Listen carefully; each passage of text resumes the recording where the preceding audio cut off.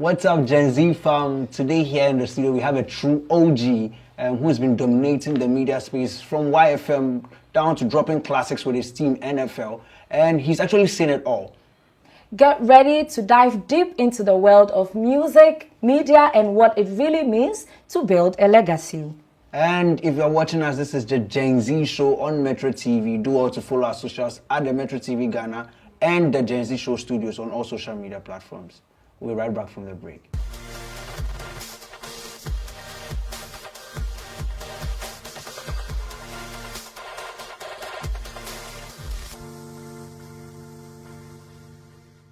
Welcome back from the break, and if you just joined us, you're tuned into the Gen Z show on Metro TV Ghana. Follow us on all social media platforms at Metro TV Ghana and the Gen Z Show Studios. And my name is Kemi Keys, and today I'm here with Amanda, and I'm sitting in for Lakeisha, who is not feeling well. Get well soon, baby girl. Yeah, baby girl. We love you. It's the way last week I said that I wish somebody else was sitting, and then all of a sudden she's not here. But I wish you the very best of health. Speedy recovery. Yeah. And I said we had a true OG in the house. Yeah. So he goes by the name Eddie Blay. What's up? How you doing, sir? Good. Nice one. How many goals should I score you? Man, you see, I my first time playing, I'm already showing you some hard things. You're lucky. I told you, man, if it was Tekken, like by now I'll show you something. But you see, it's for FIFA. Okay, everybody plays FIFA. So would you hire a lawyer? I got a few lawyers in the building. Be careful what you wish. So guys, anticipate. He has lawyers. I have lawyers. I'm also there. Bear lawyers. So today's Can I say I'm really happy? Look, we got to show our feet. Yeah, we have the twinning. same exact sneakers. Amazing. Yeah. You have good taste in sneakers. I'll tell you that Thank much. you. Yes. Manji, what's up? Not too bad. Everything cool? So let's get into business. You've been in the media space, right, from Smash TV Yes. down to our era where we do the social media stuff. Yes. What has it been like from that time to now, since you found yourself in their era and in our era as well? Yeah, I mean, it's crazy because I think back in the day, the people that were in charge didn't really want to give power to the youth to speak up and do their thing like now. Yeah. You know, the youth had to really work, like climb over hurdles and jump over kind of mountains just to get the chance to be heard. And I think that's the biggest difference. They didn't really believe in the youth back then, whereas nowadays my people are more like, because we went through that when we were growing up, it's like we now kind of feel that, well, no, we know what it was like, and we're giving more power to the youth for them to do their things. And of course, you know, by then there was only three TV stations in Ghana. Which if were? you believe that. It was a GBC, was the main one, and then there was TV3 at some point later on, but there was GBC, Metro TV, and TV3. Even Metro TV, let's take it further back. It was just Metro TV on GTV. Metro TV had a slot on GTV. Whoa. When it was just one TV station back then.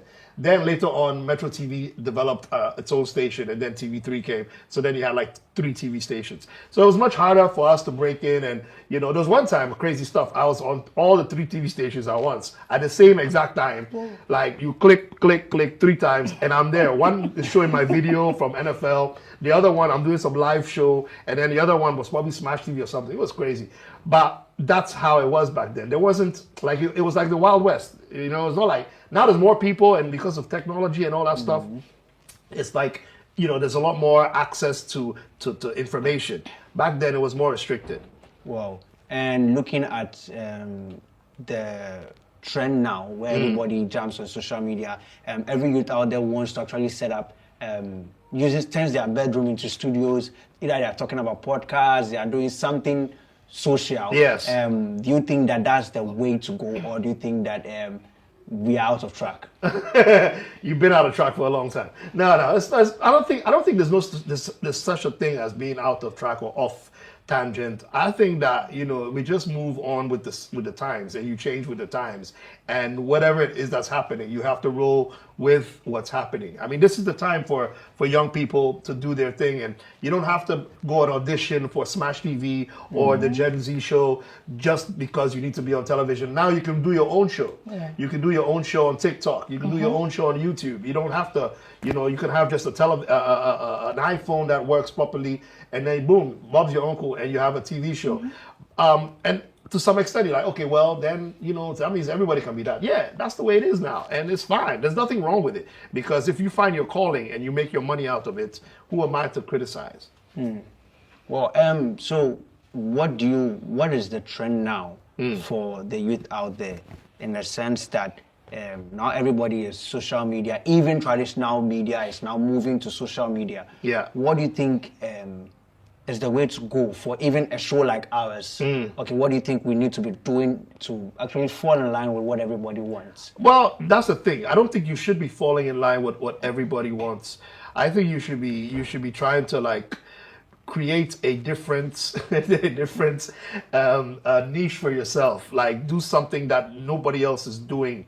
And a lot of people, let me put it like this: a lot of people don't know what they want. To tell you the truth, a lot of people are very confused. Like, well, okay, whatever we can get, well, So you need to also be the leader and say, you know what, this is what I think you should be listening to. This is what I think you should be watching, because of how much knowledge or how much, experience I may have in the subject matter. So that helps to open people's eyes. You need to be the pathfinder. You need to be the leader, rather than just say, okay, well, everybody wants us to go on TikTok and do these weird videos, and you go to some bola and do a video, and everybody, you got 20,000 likes. Yeah, And hey, bola, yeah, hey, bola, But if that's and everybody's going there, but that doesn't mean that, okay, we should all follow and do. At the end of the day, we also have to educate and let people know that, well, look, we do the bola like this, we can also do it like this.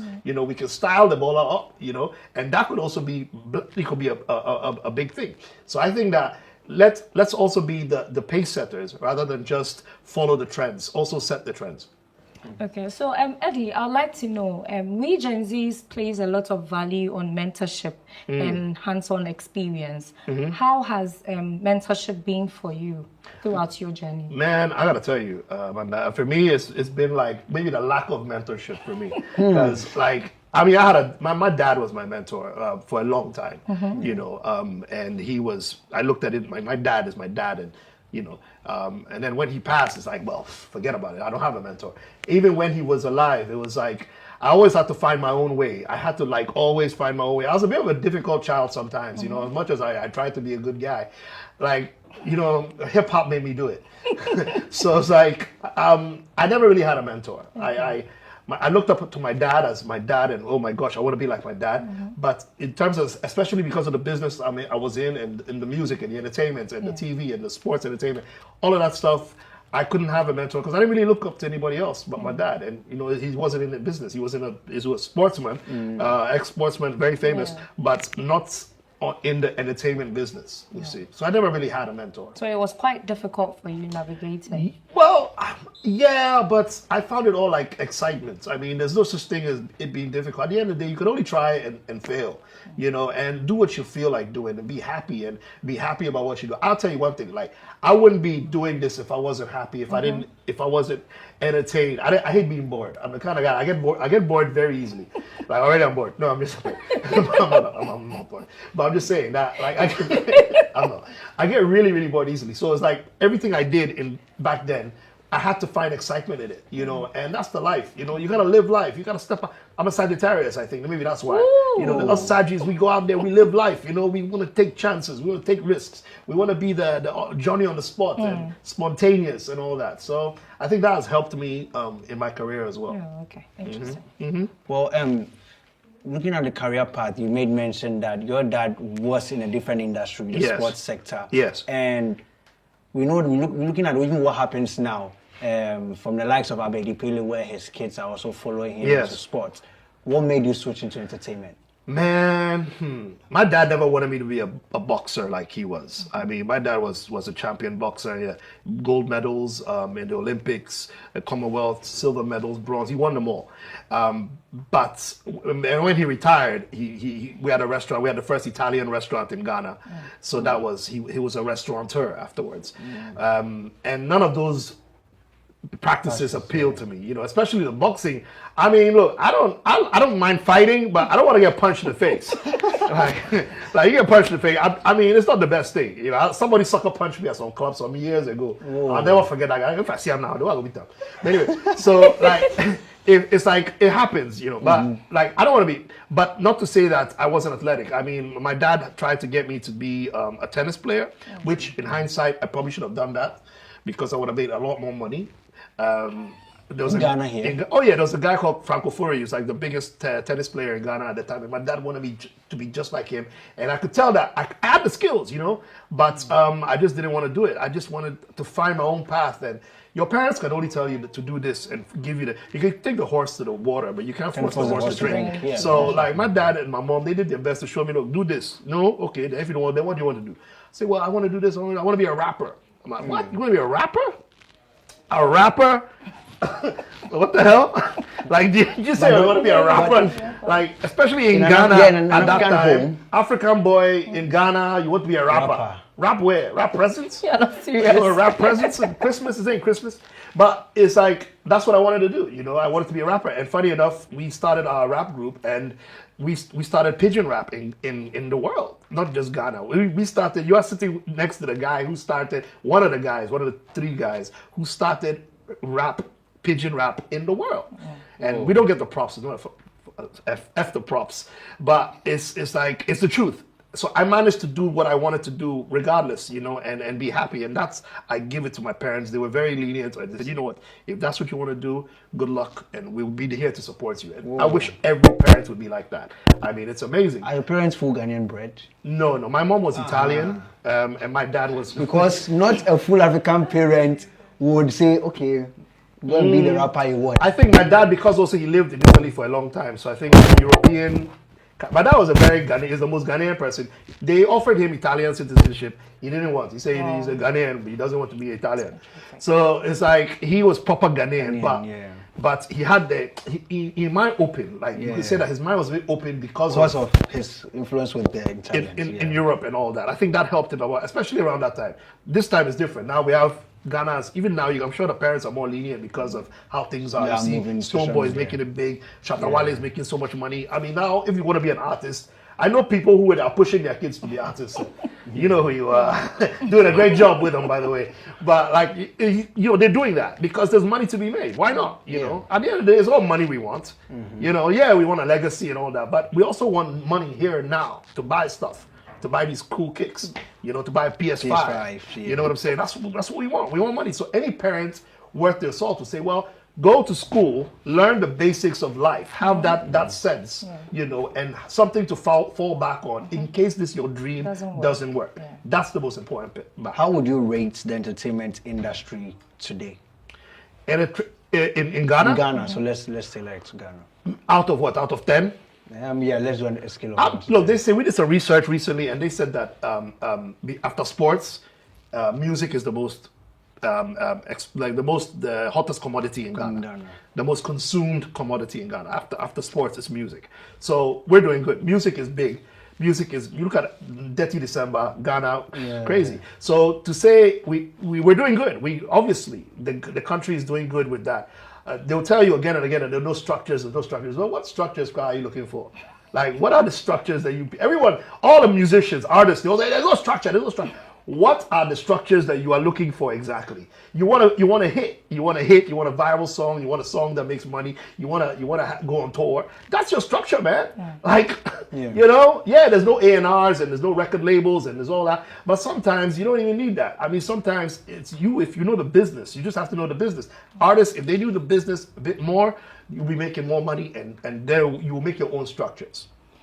Eddie, so what has been your wildest behind the scene you could share with us? Okay, that's a very hot question. Man, plenty. There's some stuff. Let's just be happy that there wasn't any social media back then. It was easier. But there's plenty. I mean, come on. There's just one. Okay, there's one that the wildest. I wouldn't think it's wild. I mean, we went to a school in Togo, the British School of Lomé. We went for a performance. This was even before we dropped an album, and just before we dropped the album, went there and they cooked for us the next morning. They did everything for us, everything. Everything. You understand everything. Guys, it was just the full buffet. Yeah. Let's just say the full buffet was open in the morning. I mean, great stuff. Yeah, I mean that's the wildest one. I mean, out of that, you know, and then there are all the little things that happen, little fights or the craziness. There was always some craziness back then. Those days, it's like I said, you guys are playing it very safe now because back then everyone was wild and everyone was looking for trouble and everyone was looking to make a name and it was exciting. I mean, those are really exciting times. Interesting. Right, before we go, yes, we've had a name NFL. Yes. What's the story behind NFL? Well, in a nutshell, briefly, let me try and break it down for you. Right. So, halftime. Oh no, that's the them. Sorry. Okay, so here's what happened. It started off with three of us called. We was a whole crew actually, 3, 4, 5. A guy called Jake the Snake, my guy who I'm always my brother, Tini Quay. Then there was Daniel Dama, and then there was Cy Lover, CY. The Funky African. You guys should look up Cy Lover, Gen Z's. Yeah. Trust me, Cy is one of the best freestyle. It was big back then. So CY came up with the name. We said let's do a group, and we said okay, NFL. We could call ourselves NFL, man. Like niggas for life. And I'm like, oh, niggas for life. Yeah, that's a cool name, but that's kind of hard, don't you think? So we changed. Okay, well, let's change it to Notorious for Life. Why Notorious? Because we were pretty notorious. Let's just leave it there. We're just notorious for partying and doing things, and it was just party and crazy. Lots of crazy back then. So then the name changed to Native Funk Lords when we finally got our deal. Okay. We got a deal with KK Dua. He was our manager at Mesoras. He found us and he's like, yo, you guys are cool. You guys should rap in Pidgin. He came with the idea. We were rapping in English at the time, but he came up with the idea that we should rap in Pidgin. And he said, well, let's call ourselves Native Funk Lords, NFL. So, so then that was it. And then Native Funk Lords kicked off. And then when we finished, then it became no fucking lyrics. Sorry, you're gonna beep that out. And then it became National Lords. It just changed. But that's afterwards. When we stopped rapping, we just made fun of the whole thing. And from there, what impact do you think you made in your era? And then we go for a commercial break. Impact, man. I would say the Pidgin. A lot of these guys will not tell you. All the big rappers, all the big names out there, they all listened to us when they were growing up. You know, I'll say a good majority of them were influenced by our music. All the big names that are big now, they won't tell you now. When they see me, they say, "Oh, Eddie Blay, oh Charlie," and they see, what's it, senior, I get all that. But they won't tell you unless you ask them, you know, that kind of thing there, which is a good vibe. I'm not asking for any validation or props, so I don't want any of that. That shit they bought me said. So, like, the idea is that we did that, whether they like it or not, whether people like it or not, we started Pidgin rap. We started rapping in Pidgin English. People were singing somehow even then, but then people were even looking down on people who rapped in Pidgin, or people were like, you people, this is what you're going to learn in school. You're supposed to be learning English. You come out and you're speaking with Pidgin English. Yeah. They hated it, but we went ahead and did it, and it influenced so many artists out there. Right, and what is it now for Eddie Blay? But before you answer that, let's go for a break. We'll be right back.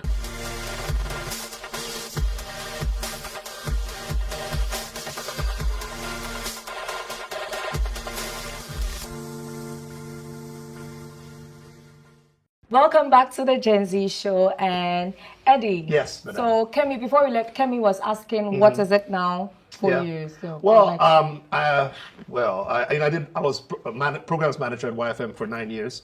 I did that for a long time, and I kind of like felt that I had to, find a new challenge. I'm always looking for new challenges. As Saji, as I said, Saji's always looking for challenges. And I wanted to go back to what I loved the most, which was television. That was my first love. Before I even started radio, it was all about TV, and so I am now here at What's Up TV as the channel manager here on What's Up TV. And yeah, I still got my show on YFM though every Saturday. It's called The Mashup. Between 6 and 8 p.m. every Saturday, 107.9, The Mashup with the Blase Lieutenant. Yeah. That's wild. But yeah, and here it's fun because I get to be, I get to do what I wanted to do on television and actually, bring back, make TV sexy again is my make it great again, kind of like what you guys are doing as well, But as I want to put my part in again, and it's fun being, running a TV station that's predominantly music. We do lots of music, show lots of music videos. We're doing something that I've never seen. I've done this business for a long time, but I have never seen what we're doing now. We're doing events back to back to back. We're doing a campus tour, for example. Yes. It started off with 10 campuses. It's now 17 campuses that we're doing. We've done 4 already. And if you see what there's one weekend, we did 3 events in one weekend. Yes. Friday, I had to do an event. In under 18 hours, I pulled off. Eddie's got the moolah.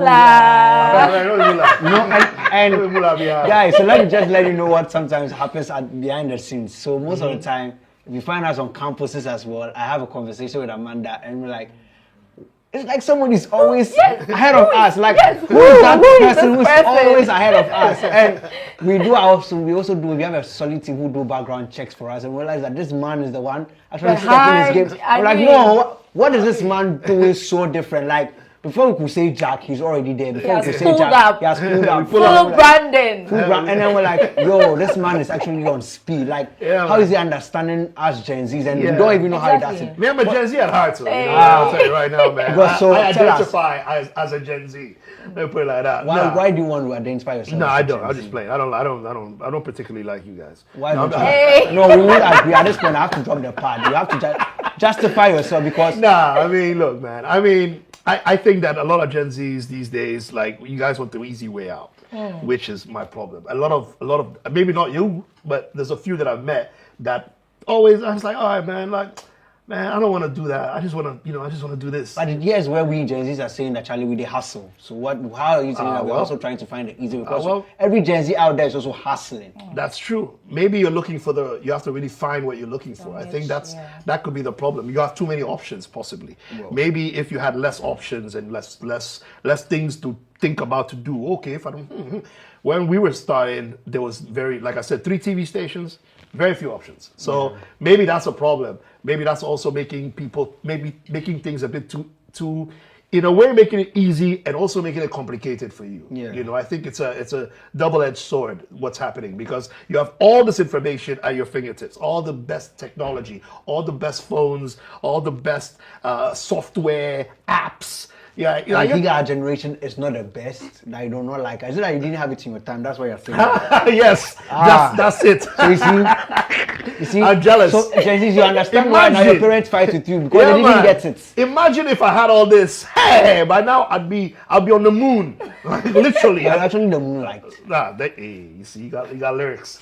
So, but I'm saying that, look, at the end of the day, I know a lot of like Gen Zs and I know what you guys are going through. It's not easy. What do you think we are going through? You're going through a very confusing period of your lives. What makes you think so? That's why they got so many, that's why they got all this, the woke ideology now is that it came from the Gen Zs basically and the millennials. Millennials too are also didn't do anything. And the millennials didn't do anything. They didn't do anything. Right. So it's the woke aspect that I think that also has made things a bit complicated for everybody. You're spending too much time thinking about how you feel than rather doing stuff, in my opinion. I could be wrong. I'm not saying I'm right. Like I said, I'm in my corner. The way he's just saving himself. Exactly. I got lawyers.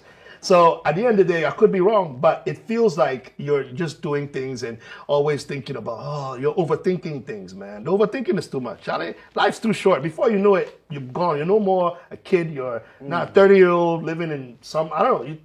Things really fly by, And that's what I don't think a lot of people are realizing. Another thing that I don't seem to understand with Gen Z is that, like, you have an issue with old people. Amanda, do you agree with me? Oh, no. I don't know. Again, I could be wrong.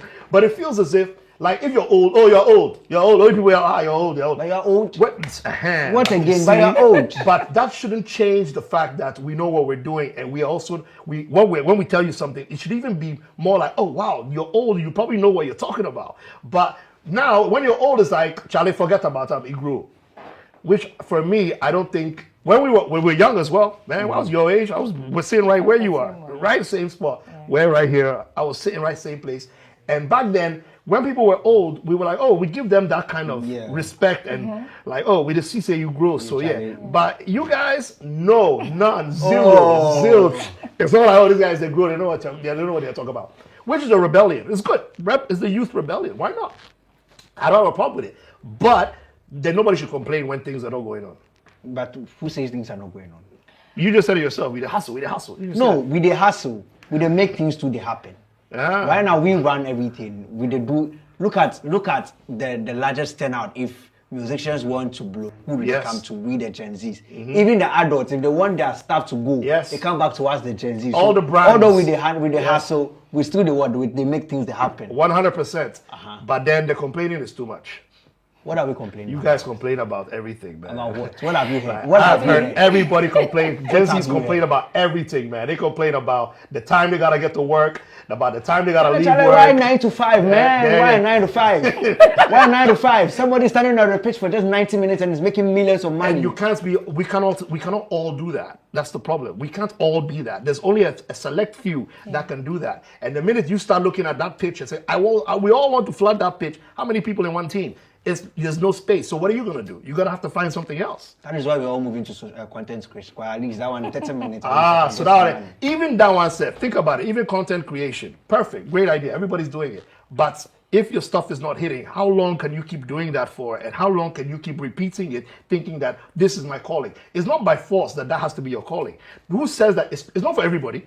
It's content creation is literally not for everybody. Everybody thinks, oh, content creation is very easy. I just have a phone. Yeah, go ahead and do it. But it's not for everybody. There's people who know what they're doing, who have molded it and then mastered it. That's what they do because that's what they do. But if you just think that, oh, because it's content creation, I'll just go and do some TikTok video and start dancing. But nobody woke up and just said, this is mine. Everybody just took it by chance. And then when it blew, like, okay, you know what? Let me just master it. Yeah, but when it doesn't, it doesn't. And like I said, it won't happen to everybody. There's some people that it will happen for, and some people will be lucky, and there will be some other people who are not lucky.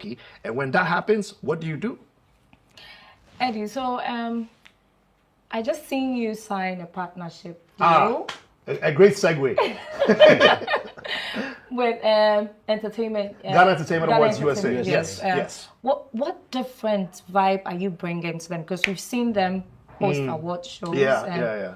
For I think about 6 years. This is the 7th anniversary this year. I mean, with them, I was a part of the board for a long time, as well. Wow. So like I've been with them for a long time. Okay. I think the main thing that we're bringing as What's Up TV is the Pan-African vision, because What's Up TV is a Pan-African station.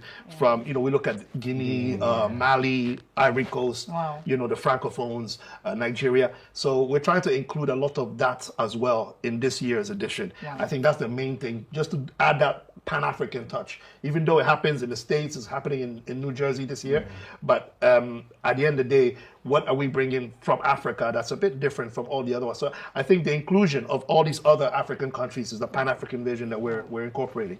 Eddie, the entertainment, Ghana Entertainment Awards, USA, realize that just as the other schemes have been doing, specifically for movies, for music, there's this one industry in the entertainment space, basically Ghana, that we've had controversies around, the movie industry. What are you guys looking at? But realize that Ghanaian movies is not actually doing well how sister nation Nigeria is actually doing. Yeah. So what are you going to award this particular segment for? Well, thank you for that question. You know how they say, thank you for that question. I would say, first of all, the problem with Ghanaian movies is not just a problem with Ghanaian movies. If you look at it worldwide, Hollywood self are struggling with movies. You think so? Yes, I know so. I'm a big movie guy. I know that all the movies that are coming out now are almost whack. All of them are whack. Except for maybe look at Sinners. Sinners is okay. Yeah. The Marvel franchise even. Look at Marvel. Marvel's done so well for so long, but they've released some thirds. Eternals was a bust. The other one, the other one with the chick, the Captain chick. Captain America. No, the one with the new Captain America. No, even the new Captain America was whack. I mean, it was whack. This is where the youth out there still jump onto these movies and watch them. There was this one where they download them, but they don't go and spend money. They get free downloads. Oh, man. okay. So coming to that, we've realized that even producers complain about. I realized there was a lady on social media where she released a movie like today. Yeah. Tomorrow she sees it playing on TV. Exactly. So where is the problem coming from? Is that the systems are not working? People are like, there's not enough creativity, in my opinion. I think that people are just recycling old stuff, and it's just rebooting old movies, and now with CGI, somebody who just shoots. There's an Ice Cube one that just came out. Oh my gosh, it's called War of the Worlds. I advise everyone to stay away from that movie. I love Ice Cube. Ice Cube's my man. The wackest movie I've seen in my life. And this is a movie that's supposed to be War of the Worlds, supposed to be a blockbuster. Yeah. This is nonsensical, because all of they're using technology, getting away with technology. Whereas, where are all the practical effects? Where are all the animatronics and things like that? Where everything is CGI, man. They can shoot a movie right now. The three of us should shoot a blockbuster movie right now, and then we say we've done a blockbuster movie. No, man, that problem is out there, and it trickles down to even Ghana here, because we're tired of the same content over and over again. You know, it's always the same storylines. Where's the different storyline? Where's the something that, I know Majid, my man Majid Michelle is doing I saw him is behind the scenes making a movie, some hardcore stuff that he's doing. I'm like, with knives. I'm like, yo, you know, Chris Atto's also done some crazy stuff. We need more of that. We need more of people thinking outside the proverbial box and doing something different from what we've been doing for so long. You wouldn't expect the thing to grow if you just keep repeating the old stuff, and that's the problem. Well, still around the industry, you are awarding the industry in general, entertainment industry in general. Do you think that the industry is not united? And I come from the perspective where just about last week or the weekend ago, we had the board, creative industry, Anrenda de Lumba. And then this is where the most anticipated Ghanaian movie from Lil Wayne was also coming out, and it had to crash. And then there's the banter here and there. He came out and said that they were trying to sabotage him. Lil Wayne, what's up with that, man? To some extent, let me just give my opinion. To some extent, I understood him because he's actually released a date for it, and then in advance. So in as much as you want to honor that Lumba, you know that was a very short notice something. At least there was a way we could have still gone around it to maybe, because the honor can still take place any day, anytime. So why that particular day? So what do you think? Do you think that the industry is not united? Well, I will agree that the industry is not united at all. Like, black unity is an oxymoron. You can't put the word black and unity together. It's never been like that. So that's our main problem. So let's start there. Okay. We're not united. I don't even think we'll ever be united. We are against each other. Even we don't want people to succeed. When we see other people succeed, we get jealous, we get envious, and we got that and the kiss my teeth thing, you know, the KMT. So that's that. But I will say this though, they still could have done both events. The one that they did, the Daddy Lumba thing they did at Independence. It started off late. You can still go ahead and from the premiere you can go to the vigil. So I don't think that should have been an issue at all.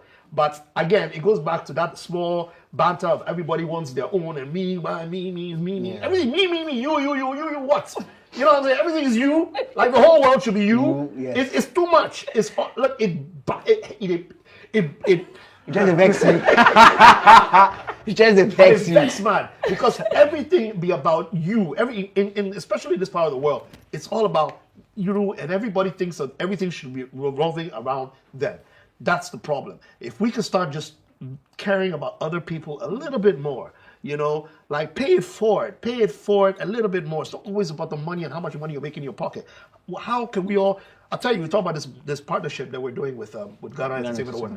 It's about making partnerships, brands succeed. For me, that's my main thing. It's not about the cash. It's about making brands succeed, developing our brands together to make our brands go to the next level. That's what the mindset, and that's the mindset I'm bringing to this business. That's why we've had so many partnerships with Ghana Entertainment Awards. We have Ghana Music Awards for next year. We've got that partnership. Afrofuture. We've got like all these. We're making these because it's all about developing each other. Not always you. You know, sometimes think about the next person. Yeah. So before I wrap up my questions, what's that secret you've been using to enter the Gen Z space? The Because Apo. I see, yes, because I see you everywhere the Gen Zs are. What are you doing to reach out to them? Identify as a Gen Z. Yeah, take it like that. No, but I wouldn't accept that one because we all identify as Gen Zs, but what are you doing uniquely? It's again, it goes back to thinking outside that box, you see, and stop giving what you think people want, and no, stop giving what people say they want, but give them also what you think they should want. That's another thing. A lot of the time we just wait and say, oh, if they don't ask for it, we won't give it to them. Why?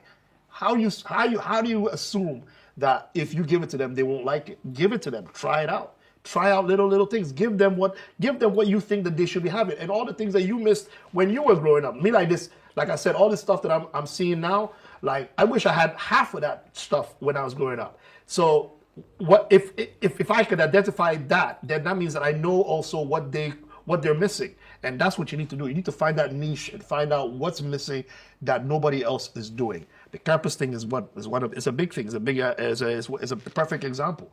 How we managed to infiltrate the campuses because we know that they're looking for quality entertainment. We know they're looking for that quality experience. How can we put it together? They want R2Bs, give them R2Bs, plus what? Give them something else. They want Kwesiota, give them Kwesiota. But what else can we give them? Whereas most of the time we say, okay, they want Kwesiota, finish. We give them Kwesiota, have fun. No, there's more to it. What else can you bring to the table? Yeah. And that's what What's Up TV is doing. Wow. Well, we are diving into something very personal. You cannot go without noticing Eddie's tattoos. Oh, the tats? Yeah. You And they gotta are quite explain. lovely. I mean, Yeah, all as a kid. African. Yeah. I'm As seeing a some. kid. I was a kid when I got them, especially okay. Seeing some Chinese. Chinese, my daughter's initials, my son's name, the junior me, and the versatility, the war horn, the peace at work, at home, and then this one is just it's just that. It's a tribal. So yeah, I mean, I've always been a fan of tattoos. Which is your most favorite? I would say it's this one because I went through a lot of pain for this one. This was real pain, man. What's inscribed there? This one is this one Looks like, from where I said, it looks like you've written Joe. What, this one? No, or this one? yeah, No, it yours. does look like Joe. No, it's a Adinkra symbol. It's okay. It's a versatility. Because where I said, I'm seeing. No, if you I'm look at seeing well, an O. there's no O there. Yeah, look. So it's if you look it up, you know it. You'll see it. Yeah. It's versatility. It's my favorite ones. All right. So Eddie, what are your final words to Final the Gen Zs out words there? to the Gen Z's show. The Gen Z show. Thanks so much, guys. You guys, I really had fun. I still haven't had this fun in a long time. So big up to you guys and all the good work you're doing. And yeah, man, let's keep hope alive and keep making things. Keep thinking outside the box. Forget the box. The box, we've been stuck in a box for too long. It's time to leave the box. This is the time. 2025, 26, 27. Get out the box. Do something different. Find out what it is and let's move. Let's get out of that hole and try something else. It's about trying something else. Versatility. All of that. All right, Eddie. It's been a fun time with you Yes, sir. in the studio. And if you're watching, this is the Gen Z show. Just in case you want to rewatch this episode, you can find it on our socials at Metro TV Ghana and the Gen Z Show Studios. Amanda, what do you have to tell the Gen Zs out there? We just want to thank Eddie for giving us the raw, the real, and the roadmap. Wow. Yeah, it's actually giving us a very big roadmap. Wow. Thank you. I appreciate that. Thank you. And to all the Gen Zs out there, listen to him. Think outside the box. Yeah. Yeah. And we are going to make it. All right. So see you by next week. Yeah. Signing Peace out. out. Peace. Bye.